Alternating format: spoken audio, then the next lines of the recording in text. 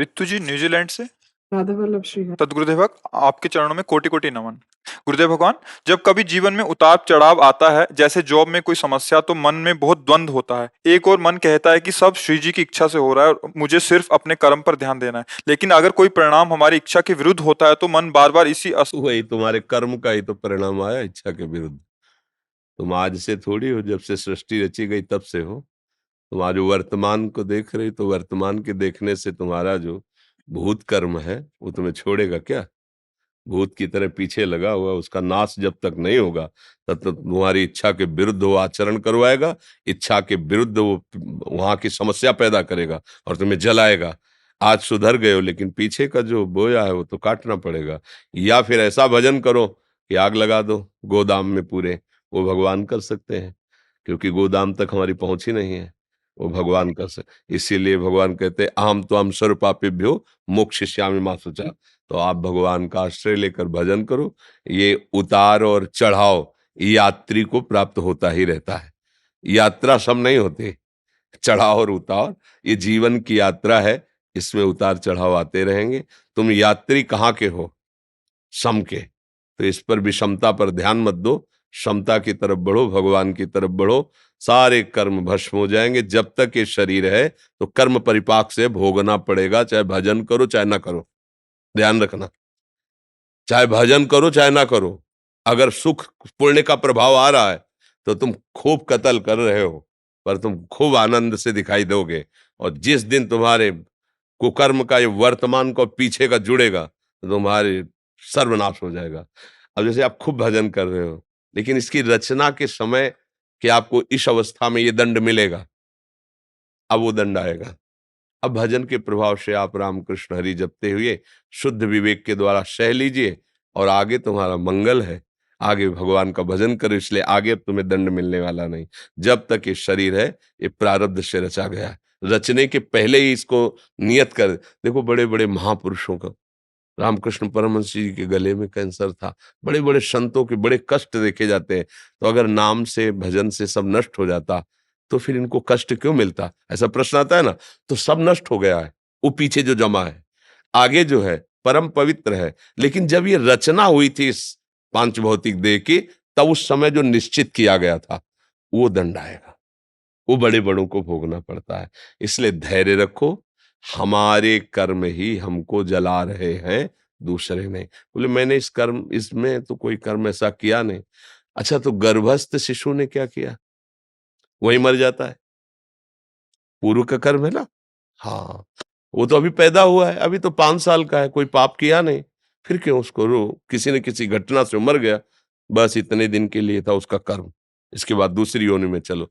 ये विधान है, इसको विवेक के द्वारा, शास्त्र स्वाध्याय के द्वारा, सत्संग के द्वारा समझो और सहो। ये सहना ही पड़ेगा, इसका नाम मृत्यु लोक है, ये कर्म भूमि है। अब नया ऐसा बना लो कि पुराने को भस्म कर दे, आगे वाला निष्फल हो जाए, भगवान को प्राप्त हो जाए। वो होता केवल भजन से, केवल भगवान की शरणागति से। इसलिए समझ लो, कोई भी दान पुण्य तुम्हें बचा नहीं सकता। दान पुण्य एक अलग विभाग है और पाप कर्म एक अलग विभाग है, ऐसे चलता है बराबर। ऐसा नहीं कि दान पुण्य किया तो ये नष्ट हो जाएगा, ये नष्ट हो और ये भी रुक जाए। वो एक ही मार्ग है भजन, जो शुभ और अशुभ दोनों को नष्ट कर देता है और उठा करके उत्तम गति प्रदान करता है। जब तक शुभ रहेंगे तो भोगना पड़ेगा, अशुभ रहेंगे तो भोगना पड़ेगा। न शुभ न अशुभ, शुभ अशुभ दुर्ग विध्वंस बल तब जयति जयति जग उच्चर। अब वो जीत गया संसार को, अब वो भगवत प्राप्त महात्मा हो गया। अब इसलिए बहुत धैर्य से चलो। ये कि कोई हमारी समस्या नहीं, हमारी समस्या है हमारे कर्म। सीधी बात है, इसमें किसी का प्रश्न उत्तर नहीं काम करेगा, इसमें किसी का क्यों म्यों काम नहीं करेगा।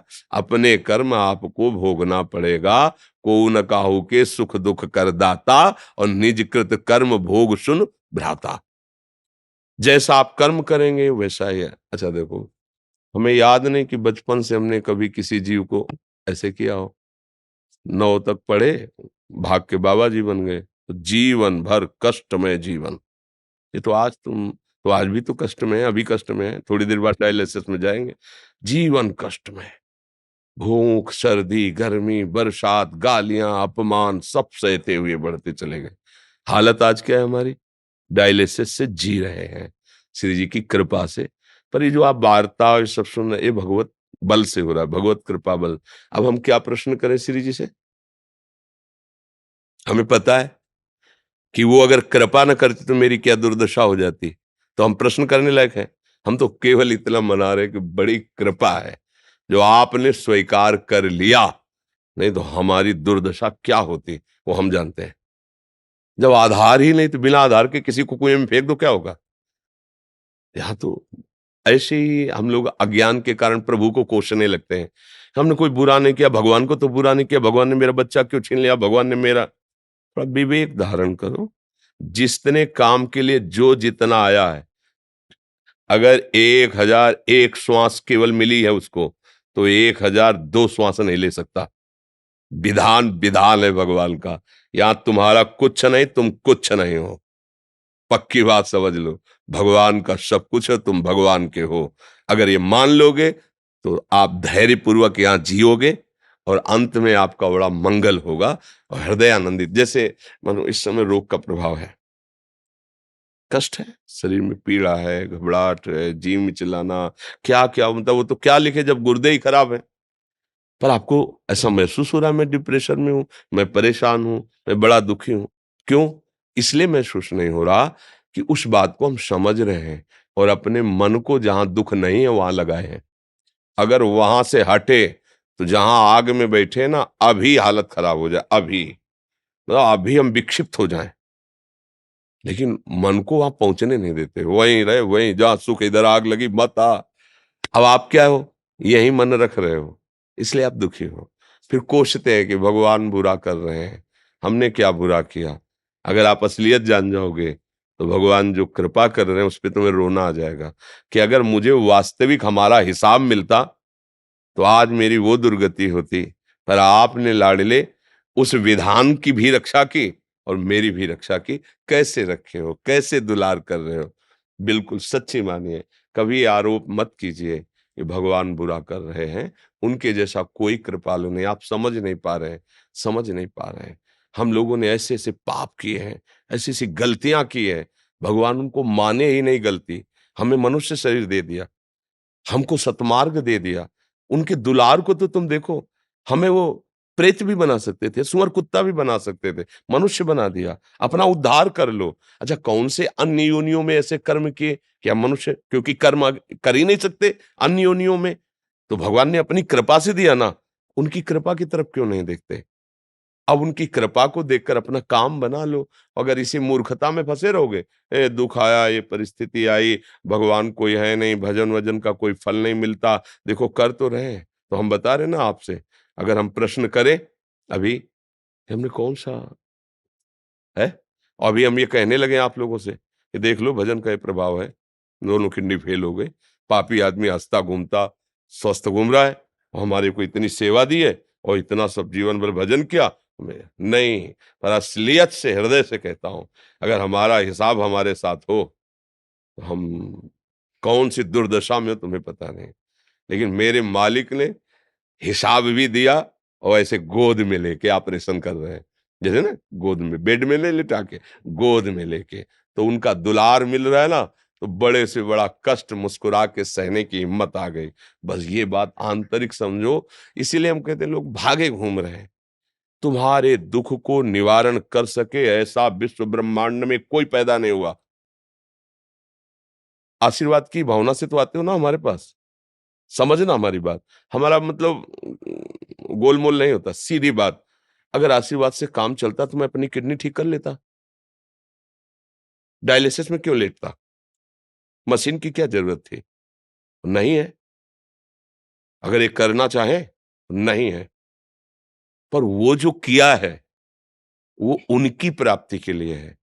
इसको बचाने के लिए नहीं है। कई दिन ये बचेगा किडनी, मान लो अभी अल्ट्रासाउंड कराओ किडनी ठीक हो गई, पर बचेंगे कितने दिन? जितनी श्वासें हैं उतनी ही चलेगी। इसके बाद ठीक किडनी फट जाएगी। देखो ना, एक्सीडेंट होता है, चिथड़ा उड़ गए, ठीक किडनी है, दिल की गति रुक गई, क्योंकि अब एक श्वास नहीं लेना है तुम्हें। तो हम बुद्धिमानी इसी में है कि जो अमोघ धन कमाया है उससे अमोघ वस्तु खरीदें कि फटने वाली चीज खरीदें। अच्छा, अगर इसकी श्वासें हैं इतने साल चलना है, खूब मौज से रहो या ऐसे ही धक्का प्लेट चलती रहेगी, धक्का गाड़ी। और बेवकूफी होगी कि अमोघ धन से ये व्यर्थ वाली चीजें खरीदना, ये व्यर्थ है। देह धरने का फल क्या है? भगवान की प्राप्ति। हम देह को क्यों बचाने की चेष्टा करें? हमें तो काम वो करना है जिसके लिए देह मिला है। राधा राधा राधा राधा, बस बात समझो, बिल्कुल खुली बात है। तुम कहीं भी भाग के चले जाओ, सच्चाई की तुम्हें बात कहते हैं, कहीं भी विश्व ब्रह्मांड में यदि तुम्हारे आचरण शुद्ध नहीं है, तुम भजन नहीं करते हो, तुम दूसरे को दुख पहुंचाते हो, गंदा आहार करते हो, शराब पीते हो, व्यभिचार करते हो, किसी का आशीर्वाद तुम्हें नहीं बचा सकता। भाग लो तुम, किसी का आशीर्वाद तुम्हें नहीं बचा सकता। और आज से स्वीकार करो कि अब लो नशानी, अब न आज तक गलती की प्रभु वो क्षमा कर देंगे। पीछे का हिसाब जो शरीर रचने के समय वो भराएगा, और पीछे गोदाम जो जमा उसको भस्म कर देंगे, और आगे जो गलती होगी उसे वो क्षमा कर देंगे और तुम्हारा निहाल कर देंगे। सार बात ये है, अब ये समझ में ना आए तो हरि जाने और आप जाने। जी। डॉक्टर कोमल जी ऋषिकेश से। राधे राधे श्री हरिवंश। श्री हरिवंश गुरुदेव, आपके चरणों में कोटि कोटि नमन। प्रभु, मेरा प्रश्न यह है कि हम प्रभु की भक्ति में आगे बढ़ रहे हैं एवं प्रभु हम पर प्रसन्न है, इसके क्या लक्षण है? विकार कम होने लगते हैं, विकार कम होने लगते हैं। हमारे अंदर जो काम विकार है, क्रोध विकार है, ईर्ष्या है, द्वेष है, विविध प्रकार की मांगे हैं, इनमें एक संतोष सा आने लगता है, एक शीतलता आने लगती है। स्फुरण होते हैं विकार, पर उतना नहीं जैसा पहले थे। तो समझना चाहिए मेरी भक्ति आगे बढ़ रही। भक्ति का सीधा अर्थ है आंतरिक विकारों में कमजोरी आ जाना। जो दुर्वासना मम सदा परिकर्षयन्ति, दुर्वासना सदा खींचती रहती, अब वो कम होने लगी, जलन कम होती है। जैसे आपने कोई कटु वचन कहा तो कितनी जल्दी हम इसको मिटा देते हैं, ये हमारी भक्ति की प्रवीणता है। अब हम इसको जीवन भर भी ये वही आदमी है जिसने हमको गाली दी थी, हमें याद है 20 वर्ष पहले इसने, अभी 20 वर्ष से वो रखे हुए है। संसारी पुरुष का लक्षण। और 20 सेकंड के अंतर्गत बड़ी से बड़ी घटना को मिट्टी में मिला दिया विवेक के द्वारा। भगवान का कोई विधान होगा ना, कोई पाप होगा, उसका मोचन करने के लिए भगवान ने किया। नहीं, ये व्यक्ति हमको क्यों ऐसा बोलता, ऐसा व्यवहार क्यों करता, उसके हृदय में भगवान बैठे हैं, मुझे निष्पाप कर, खत्म किया। और दोबारा देखेगा तो ये नहीं कहेगा ये वही व्यक्ति है। तो हमारी भक्ति का वर्धन हो रहा है। इसके लक्षण व्यवहार में काम क्रोध लोभ आदि जितने द्वंद्व हैं, जितने विषय, उनका कम होना, और भजन में बार बार स्वाभाविक वृत्ति बढ़ना, ये दो लक्षण होते हैं। विकारों की कमी और प्रभु के नाम जप, प्रभु की लीला कथा वार्ता, ये सब प्रिय लगने लगे। जैसे एक आदमी है, वो अपनी माँ को पत्र भेजा, माँ को पढ़ना नहीं आता था, दूसरे व्यक्ति से पढ़ा, सुनाओ। वो पढ़ रहा है, माता जी आपके हम चरण स्पर्श करते हैं, हम बहुत अच्छे हैं, वो पढ़ रहा है। पर माता जी के हृदय में क्या हो रहा है? एक एक शब्द अमृत की तरह जा रहे, क्योंकि मेरे लाला की बात हो रही ना। जब भक्ति बढ़ेगी तो प्रभु की बातें ऐसे लगने लगेंगी, मेरे प्रभु की बात हो रही। सुनाने वाला ऐसे सुना रहा है, वो तो निपटाना है, उसको सुनाना है, लेकिन सुनने वाला कैसे सुन रहा है? मेरे प्रभु के एक एक अक्षर उसके। माँ से पूछो कि एक एक शब्द का कैसा प्रभाव पड़ रहा है। माँ मैं सुखी हूं, तुम निश्चिंत। लेकिन पढ़ने वाले में कोई फर्क नहीं पड़ रहा। जब भक्ति का रंग बढ़ेगा तो पढ़ना और सुनना, प्रभु की सेवा करना, प्रभु का नाम जप करना, आए हुए लोगों से मिलने का व्यवहार, किए हुए अपमान निंदा को सहना, इसमें बड़ी प्रवीणता आ जाती है। तब समझ में आता है हमारी भक्ति का रंग बढ़ रहा है। पर कुछ समय तक विपरीत दिखाई देगा। क्या विपरीत दिखाई देगा? अब पहले से ज्यादा विकार बढ़ रहे हैं, अब पहले से ज्यादा अशांति बढ़ रही है। ऐसा इसलिए लगेगा कि वो उभार करके नष्ट किए जा रहे हैं जो छुपे हुए हैं। तो पहले कुछ समय तक धैर्य धारण करे, नहीं तो फिर वो सोचेगा कि भक्ति का लक्षण तो ये है, और मेरे अंदर तो विकार बढ़ रहे हैं, भक्ति मतलब इसका कोई लाभ नहीं मिल रहा। ऐसा नहीं है। प्रारंभिक दशा भक्ति की ऐसी होती है जो अनर्थ निवृत्ति करती है। तो हमारे मन की वासनाएं पाप जब नष्ट होते हैं तो हृदय में जलन होती है, मन चंचल होता है, क्योंकि वो फंसना नहीं चाहता प्रभु के चरणों में, वो विषयों में भोगना चाहता है। तो कुछ समय तक तो लड़ाई लड़नी पड़ेगी, और संभल के रहो कि कुशंग ना होने पावे। फिर आगे जब बढ़ोगे तो आपको अनुभव होने लगेगा कि जो समुद्र की तरह विकार थे अब तरंग की तरह हो गए।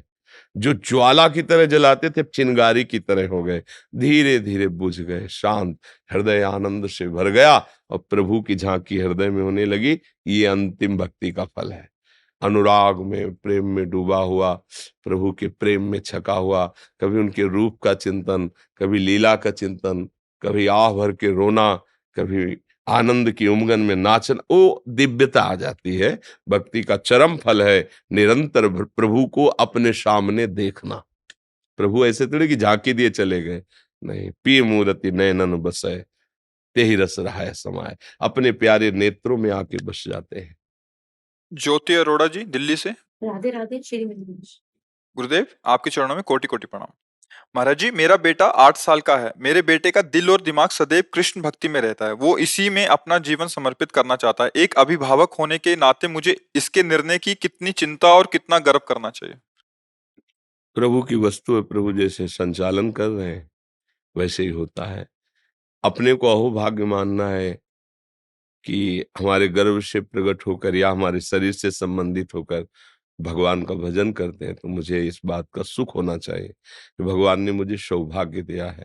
और कोई भी जीव जब भगवान की शरण में होता है तो पूरी जिम्मेवारी श्री भगवान ले लेते हैं। जब भगवान जिसके रक्षक हैं, योगक्षेमम वाम्यहम, फिर मुझे चिंता करने का अधिकार नहीं है। मस्त रहना चाहिए और देखते रहना चाहिए कि ये सत्य मार्ग का ही अनुसरण करे। अगर सत्य मार्ग की आड़ में कहीं असत मार्ग प्रभाव दिखा रहा, तो हमें बीच में आ जाना चाहिए और उसको असत मार्ग से बचाना चाहिए। यदि वास्तविक हृदय में श्री कृष्ण चिंतन है और बाहर से श्री कृष्ण सेवाओं में रति है, तो उससे बड़ा सौभाग्यशाली कौन हो सकता है। रही कर्तव्य की बात, तो जब जगत गुरु भगवान में जीव समर्पित हो जाता है, तो परम कर्तव्य का वो पालन कर रहा है। तो भगवान व्यवहार के कर्तव्य अपने आप देखो ना, अर्जुन से कह रहे हैं ना युद्ध करो, तो जब भगवान की शरण में, तो वही कार्य जो उसके मंगल के लिए भगवान अपने आप कराना प्रारंभ कर देंगे। हमने कभी जीवन में सोचा थोड़ी था कि आप लोगों के सामने ऐसे बैठकर हम संभाषण करेंगे, नहीं। देखो अब हमारे श्री भगवान को ये कराना है, शरीर अस्वस्थ है, सब वो अपने आप से करा रहे हैं। हमारे बस की बात थोड़ी है, हमारे प्रभु करवा रहे हैं। हम कक्षा 9 पढ़े हुए हैं, कोई संस्कृत विद्यालय में नहीं गए, किसी ऐसे विद्वान के पास बैठकर शिष्यता स्वीकार की कि मुझे भाषण कैसे देना, सत्संग कैसे, कुछ नहीं। एक गांव के पैदा हुए, स्कूल में पढ़े। और ये जो आप सुन रहे हैं, ये वो सुनवाना चाहते हैं इसलिए सुन रहे हैं, हमारी योग्यता नहीं है। एक बार यही वृंदावन में किसी बड़े संत ने, क्योंकि ऐसा भेष था, का 4 वचन बोल दीजिए, आप सभा बैठी थी, बहुत उन्होंने प्रश्न किए। पहली बार जिंदगी में हम यही वृंदावन में किसी मंच पर बैठे थे, बैठे आंखों ने श्री कृष्ण गोविंद हरे मुरारे हे नाथ नारायण 4 बार कहा, प्रणाम किया, उतर के चले। इससे बढ़कर और कुछ है नहीं, यही जपो, यही सुनो। कुछ नहीं बोला कि जपना है कि सुनो, बस शांत होकर चले। बोलना कोई सहज बात थोड़ी होती है। समाज को संबोधन करना एक कला होती है या भगवदी गुण होता है ना। हम में कला थी नहीं, क्योंकि सीधा साधा स्वभाव गांव के, ये भगवदी प्रभाव से हो रहा। तो यदि हम प्रभु की शरण में, तो हमसे जो करवाना चाहते हैं वो योग्यता दे देते हैं ना। मूकम करोति वाचालम पंगुम लंघयते गिरिम यत कृपातम हम वंदे परमानंद माधवम। वो परमानंद माधव गूंगे से वेद पढ़वा दे, लूले लंगड़े से सुमेर पर्वत चढ़वा दे, वो तो कर तुम अकर तुम अन्यथा कर तुम। तो ये विश्वास करके कि जिन श्री कृष्ण के शरण में, वही सारा भार संभालेंगे, आपको निश्चिंत हो जाना चाहिए। पर आपकी सेवा है, वो पुत्र है या पति है या परिवार का जन है, अपने कर्तव्य के अनुसार उस पर नजर रखनी चाहिए। कि जैसे हम पौधा लगाते हैं, अच्छा पौधा है, पर आसपास उसके बाड़ लगाते हैं कि कोई हमारे इस अच्छे पौधे को नुकसान न पहुंचा दे। समय से सींचना और उसकी रक्षा करना, ये आपका कर्तव्य है। मनीष जी भोपाल से। गुरुदेव आपके चरणों में दंडवत प्रणाम। सदगुरुदेव भगवान, इस मृत्यु लोक में पंच भौतिक शरीर, स्वर्ग आदि लोकों में दिव्य शरीर, नरक में यातना शरीर और प्रभु के नित्य धाम में चिदानंदमय शरीर, क्या हमारा इन शरीरों से अस्तित्व है? क्या हम शरीरों पर ही निर्भर हैं? क्या इन शरीरों से अलग कोई रूप है हमारा?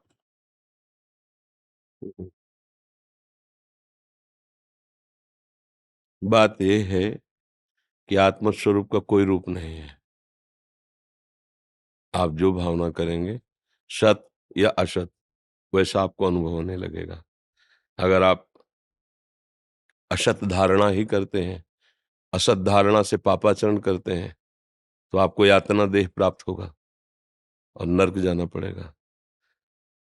आप सुकृत भावना से शुभ आचरण करते हैं, तो आपको देव देव प्राप्ति होगी और देवलोक के भोगों की प्राप्ति होगी। शुभ अशुभ दोनों धारणा करते हैं, तो मनुष्य योनि की प्राप्ति होगी।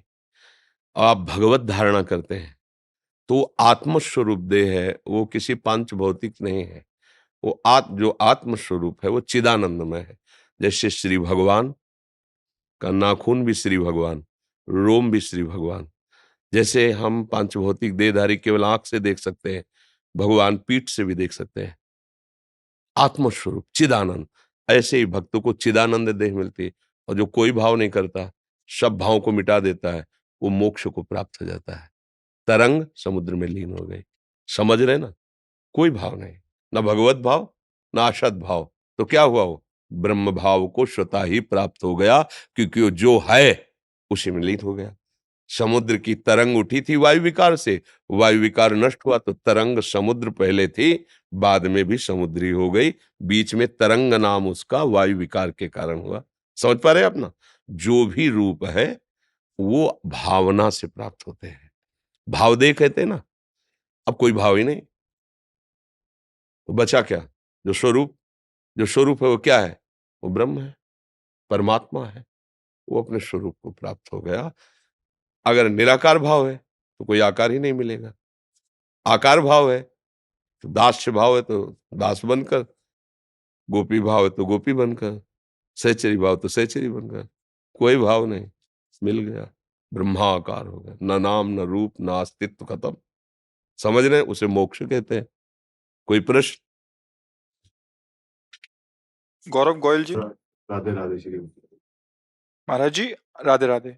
महाराज जी, अच्छा जीवन जीने के लिए अच्छे रिश्ते होने चाहिए। जहाँ अच्छे रिश्ते होते हैं वहां पर अपेक्षा होती है, अपेक्षा पूरी ना होने पर ही दुख होता अच्छा रिश्ता सिर्फ भगवान से, कहीं अच्छा रिश्ता हो ही नहीं सकता। क्योंकि हम अच्छे रिश्ते की चाह करते हैं तो सुख भोग की आकांक्षा रखते हैं, और जो अपने सुख भोग की आकांक्षा रखता है वो खुद अच्छा रिश्ता नहीं है। अगर हम अपने कर्तव्य की आकांक्षा रखते हैं तो सब रिश्ते अच्छे हैं। समझ रहे हैं? हम जानते हैं ये पत्नी है हमारी, इसको हमारे प्रति एक कर्तव्य करना चाहिए, लेकिन तुम पति हो, तुम्हारा क्या कर्तव्य है? ये माता पिता हैं, इनको हमारे प्रति एक कर्तव्य, तो तुम्हारा क्या कर्तव्य है? तुम अपने कर्तव्य को देखोगे तो हर रिश्ता अच्छा हो जाएगा, और जब तुम दूसरे के कर्तव्य को अपने भोग के लिए देखोगे तो हर रिश्ता कड़ुआ हो जाएगा। इस बात को गांठ बांध लो। और सबसे बढ़िया रिश्ता है सब में अपने मालिक को देख करके व्यवहार करना, तो सबसे अच्छा रिश्ता रहेगा। समझ में आया? कोई प्रश्न इस पे? हरि भक्त दास जी, बांग्लादेश से। राधे राधे गुरुजी। श्री हरिवंश। महाराज जी, मैं भक्ति मार्ग में हूँ, भक्ति से कभी नीचे ना गिरूं, विचलित ना हूं, माया में ना गिरूं, भक्ति मार्ग में जीवन सदा रहे, ऐसा क्या करूं? इसके लिए दो उपाय हैं। साधन को हरि भजन है, कै सत्संग सहाय। निरंतर नाम चलता रहे और संत महापुरुषों का संग मिलता रहे, कभी भ्रष्ट नहीं होगे। यदि संतों का संग मिलता रहा और हरि भजन चलता रहा तो जीत विषम संसार कीर्ति जग बिस्तर है। फिर जीत जाओगे। काम क्रोध लोभ मोह मद मत्सर, इन पर विजय प्राप्त कर लोगे। नाम चल रहा है और सत्संग मिल रहा है। जैसे पंछी दो पंखों से उड़ान भरता है ना, एक पंख से नहीं चल पाएगा। हरिभजन और साधु संग, ये दो पंख हैं जो अध्यात्म में भक्ति की ऊंचाई पर हमको ले जाते हैं। बस नाम कीर्तन, नाम जप, साधु समागम, इतने में सब पूर्ण हो जाएगा। जहां संतों के वचन हम सुनते हैं और उनको आचरण में उतारते हैं तो हमारी निष्ठा बदलने लगती। जो देह भाव की निष्ठा थी ना, वो भगवत भाव में आने लगती है। भगवत निष्ठा हो जाए फिर बात बन जाएगी। देह निष्ठा में क्या है कि जैसे चल रहे हैं, भजन कर रहे हैं, और कभी कोई भोग अवसर आया जो नहीं करना चाहिए, तो लगता है भगवान तो है ही ना, उनको तो फिर भज लेंगे, अब इस भोग को भोग लेते हैं। बस वो अज्ञान उसको भ्रष्ट कर देता है। 100 में अधिकतर यहीं गिर जाते हैं। वो चलना चाहते हैं प्रभु की तरफ, तो इतनी मनोरम वाटिका है, उनको लगता है थोड़ा थक गया हूं, थोड़ा विश्राम कर लूं, बस बिगड़ जाते हैं। और जबकि ये मार्ग है कि राम काज कीन्हे बिनु मोहि कहाँ विश्राम। जब तक भगवत साक्षात्कार नहीं, तब तक कोई भी मनोरंजन नहीं, किसी भी तरह इंद्रिय और मन का दुलार नहीं, अपने आप को जलाता हुआ आगे बढ़ता है। तो फिर मुख प्रसन्न तन तेज विराजा, कीन्हे रामचंद्र कर काजा। अब परम पायो परम विश्राम, राम समान प्रभु का अब परम विश्राम। हम लोग थोड़ा कमजोर चाल वाले हैं। थोड़ा चले, सामने मनोरम वाटिका देखी विषय भोग की, लगता है थोड़ा मनोरंजन कर लो फिर चलेंगे। चलना तो जीवन भर है, भगवान तो मिल ही जाएंगे, लेकिन ये भोग दुर्लभ है, ये नहीं मिलेगा। बस इसी अज्ञान का नाश सत्संग के द्वारा होता है। ये भोग दुर्लभ नहीं, ये भोग तुम्हें दुर्लभ तत्व प्राप्ति कराने में जो भाव तुम्हें गिरा दे, वो ही आया है। दुर्लभ है तत्व प्राप्ति, भगवत प्रेम, भगवत भक्ति, वो गिराने के लिए आया है। हमारे मन में पूर्व वासनाएं रहती हैं, जिनको हम जानबूझकर छोड़ते हैं या अव्यवस्था में छोड़ते हैं। दो ही प्रकार से भजन की गति बढ़ती है, या तो हम विवेक के द्वारा उसे त्याग करते हैं, और या तो अव्यवस्था से। जो विवेक के द्वारा त्याग करता है वो तो काट सकता है, लेकिन अव्यवस्था में त्याग किया है तो समय आने पर जब वो भोग आएगा तो हमें गिरा देगा। उससे बचने के लिए साधु संग ही एक उपाय है, दूसरा नहीं है। समझ पा रहे ना आप? जहां हमारे अंदर जैसे मान लो कभी ऐसा खाने पीने, देखने सुनने, भोगने, कई तरह की लालसाएं होती है। अब वो हम भगवत मार्ग में चल रहे हैं, कभी अवसर नहीं आया तो निकलते चले जा रहे हैं। अब माया ने देखा कि इसके अंदर, वो तो अंदर ही है ना, इसके अंदर ये कमजोर छिद्र है, वो सामने फेंक दिया। फ्री भोगो, सहज में भोगो, कोई नहीं जानेगा, एकदम फ्री। अब उसको लगता है कोई तो देख लेते हैं ना, देख लिया ना, अब वो देखने का अधिकार खत्म, जहां देखने के लिए चले थे। इसमें बस धर्म युक्त विषय सेवन, अधर्म युक्त नहीं। तो इस साधु समागम से पता चलता है कि हमारा धर्म क्या है, अधर्म क्या है। तो साधु समागम नवीन उत्साह भजन का प्रदान करता है, रोज नवीन। रोज सत्संग सुनो तो आपको एक नया जीवन रोज लगेगा, नवीन उत्साह और भजन से क्या होती है, भूमिका बनती है, बल आता है। बल जैसे जैसे बढ़ता चले जाएगा, माया को परास्त करते आगे बढ़ते चले जाओगे। आज कुछ भक्तों ने आपके श्रीमुख से नाम चाहा। हम तो राधा वल्लभ श्री हरिवंश राधा राधा जपते हैं। बस देखो, मनुष्य जीवन अत्यंत दुर्लभ जीवन है। भजन चाहे कम हो, शराब पीना, मांस खाना, पराई माई दाई की तरफ गंदी दृष्टि रखना, दूसरे को दुखी करके सुखी होने की भावना रखना, इनका त्याग कर दो। भजन चाहे कम होए तो आप शांति से सुखपूर्वक जीवन व्यतीत कर सकते हो। और अगर ये करते रहे तो चाहे जहां चले जाओ, चाहे जितने जंतुर बंधवा लो, चाहे जितने आशीर्वाद, चाहे जिनके हाथ माथे पे रखवा लो, कुछ नहीं होने वाला। तुमको हम स्पष्ट बता रहे, राधा राधा बोलो, सच्चे आचरण से चलो, तुम भगवान के अंश हो, तुम सुखी ही रहोगे। और अगर गलत आचरण करोगे तो फिर वही ऐसो जो राम रचि राखा, फिर भोगो जाके। हम लोग भाग करके सोचते हैं कि अमुक जगह चले जाएंगे, वो देख लेंगे या छू लेंगे या आशीर्वाद दे देंगे तो काम बन जाएगा। हम इसी भ्रम को तोड़ने के लिए हजारों बार कह चुके, हजारों बार इसीलिए कहते हैं, ये भूल मत करो कि तुम पापाचरण करोगे और सेव संतरा रुपया जमा कर दोगे तो तुम्हारा माफ हो जाएगा। सेव संतरा रुपया एक अलग क्रिया हो गई, दान पुण्य। लेकिन जो पापाचार की हो वो ब्याज से ही तुम्हें भोगना पड़ेगा। अगर उसे कोई नष्ट कर सकता है तो एकमात्र भगवान। इसलिए भगवान की शरण में हो जाओ, उनका नाम जप करो, अच्छे आचरण से चलो, सदैव सुखी रहोगे, स्वस्थ रहोगे। स्वस्थता का मतलब मन तुम्हारा स्वस्थ रहेगा। शरीर बीमार है, मन स्वस्थ है तो आनंद है। शरीर स्वस्थ है, मन बीमार है तो बेकार ही है। इसलिए खूब राधा राधा जपो जी।